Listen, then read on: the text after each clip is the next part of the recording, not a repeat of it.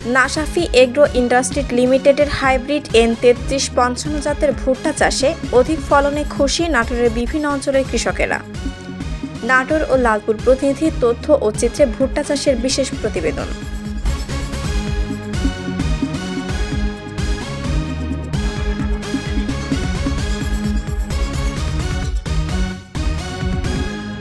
নাটোরের নাশাফি agro industries limited নামের একটি বেসরকারি কোম্পানির হাইব্রিড N3355 জাতের ভুট্টা চাষে অধিক ফলন ও দাম ভালো পাওয়ায় খুশি নাটোরের কৃষকেরা।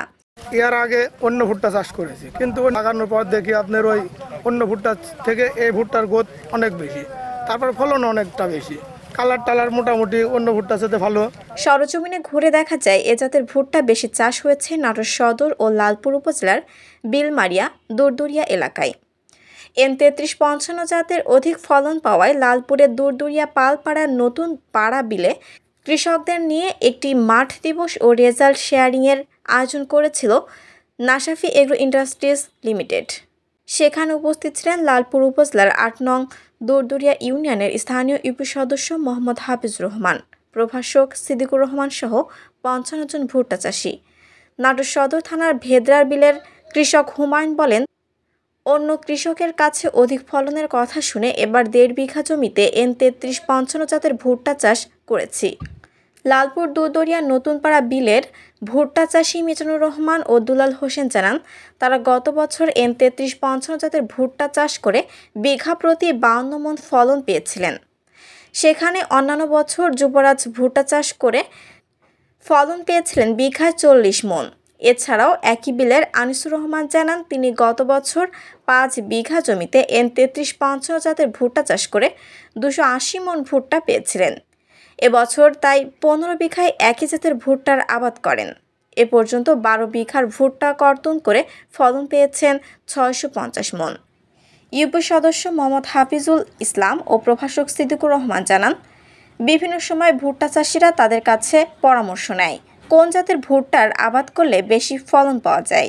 এই বিলের ভুট্টা চাষে জড়িত কৃষকদের সাথে কথা বলে তারা জানতে পারেন, যুবরাজ অটোমা জাতের ভুট্টার চেয়ে নাশাফি এগ্রো ইন্ডাস্ট্রিজ লিমিটেড এর N3355 জাতের ভুট্টার ফলন বেশি।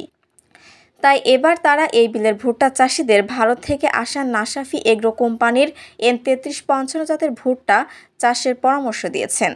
ভুট্টার বীজ বাজারজাতকরণের সাথে জড়িত কর্মকর্তা মোহাম্মদ খায়রুল ইসলাম রাজু বলেন, এদিকে ৪২টা ভুট্টা পাওয়া যায়, আর এদিকে ১৬ থেকে ১৮টা সারি পাওয়া যায়। এবং এই ভুট্টাটা এর ভিতরে যে র্যাশিং থাকে বা সাদা অংশ থাকে, এটা চিকন, এর কারণে ফলনটা অনেক বেশি হয়, ওজনটা মোটার এর জন্য কৃষকরা এই ভুট্টাটা বেশি, কিন্তু চাহিদাটা বেশি। এবং কালারের দিক দিয়ে অন্য কোম্পানির ভুট্টা চেয়ে আমাদের কালারটা অনেক ভালো। লালপুর উপজেলা কৃষি কর্মকর্তা প্রীতম কুমার হোর এ ব্যাপারে বলেন, লালপুর উপজেলা রবি মৌসুমে আমাদের ২৫০৪ হেক্টর ভুট্টা আবাদ হয়েছিল এবং এই খরিফ এক মৌসুম যেটা প্রায় ৩৫৫ হেক্টর ভুট্টার আবাদ হয়েছে। এটা দিন দিন ভুট্টার আবাদটা জনপ্রিয় হয়ে উঠছে, কারণ কৃষক এখানে ভালো ফলন পাচ্ছে এবং এটা যে বিক্রি করে ভালো দাম পাচ্ছে এবং অন্যান্য ফসলের চেয়ে লাভবান বেশি হচ্ছে। আমরা কৃষকদেরকে এবং হাইব্রিড যে ভুট্টাটা আছে, যেটার ফলন ১০ থেকে ১২ টন পর্যন্ত হয়ে থাকে হেক্টরে, সেই ভালো জাতের বীজ কেনার পরামর্শ দিচ্ছি। এবং যেহেতু এটা হচ্ছে খরা সহনশীল একটি প্রজাতির উদ্ভিদ, সেহেতু ভুট্টাটা আমাদের লালপুরে ক্রমশ জনপ্রিয় হয়ে উঠছে। এবারে তো অনেক রকম ফসল হয়, তার মধ্যে ভুট্টাও অন্যতম। যেমন এবার অনেক গম হয়েছিল, এখন ভুট্টা ওই খরিফ মৌসুমে যেটা ৯০ থেকে ১০০ দিনের ফসল, এটা পদ্মার চরেও হচ্ছে। এবং পদ্মার চরে যে আমাদের উপজেলার ৫টি ব্লক হচ্ছে পদ্মার চর বিস্তীর্ণ আছে, সেই 5টি ব্লকেও আমরা উপসহকারী কৃষি কর্মকর্তার মাধ্যমে ভুট্টা চাষে উদ্বুদ্ধ করছি কৃষকদের।